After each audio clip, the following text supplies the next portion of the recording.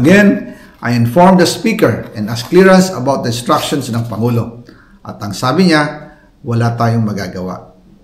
Kaya po nagtataka ako kung bakit sinasabi ni Pangulo na hindi niya makilala ang budget, samantalang lahat na binawas at dinagdag sa mga ahensya ng gobyerno ay humihingi ng approval sa kanya si Sec. Mina Pangandaman. Bago namin ginawa o tinapos ni Senator Chis Escudero during the BICAM. Sinabi pa ni Sec. Mina, everything is cleared with the President. Basta importante, pasok ang pondo na request ng Pangulo. The following day, sinabi ni Sec. Mina, approve na si Presidente BBM sa lahat na binawasan na ahensya. Masaya na ang Pangulo dahil naipasok ang gusto niyang 100 billion insertion. Wala pong perang napunta sa akin. Lahat po ng insertion napunta sa ating Pangulo at Speaker Martin Romualdez. Ako lang at ang aking mga tao, sila Paul Estrada, Mark Tiksay, at ang aking mga security ang nag-deliver papunta sa bahay nila Pangulong Bongbong Marcos at Speaker Martin Romualdez sa North Forbes Park, South Forbes Park hanggang sa Malacanang. Yung mga deliveries po ay merong record ang aking mga tao. Totoo po yung sinasabi ni Orly Gutesa na nag-deliver siya sa Forbes Park. Totoo din po ang sinasabi ni Orly Gutesa na nag-deliver siya sa Malacanang nung siya ay nasa Senado. Para mapatunayan ang mga litrato na deliveries ay lalabas ko po together with this video.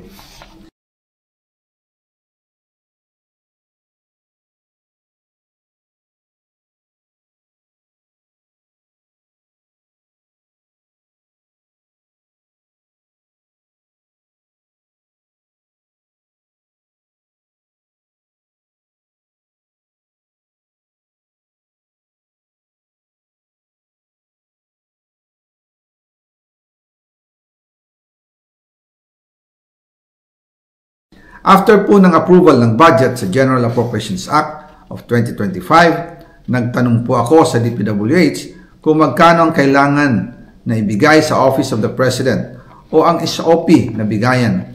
Ang sinagot sa akin ay 25%. Ang ibig sabihin nito, 25% ng 100 billion ang SOP na kailangan ibigay kay BBM mismo.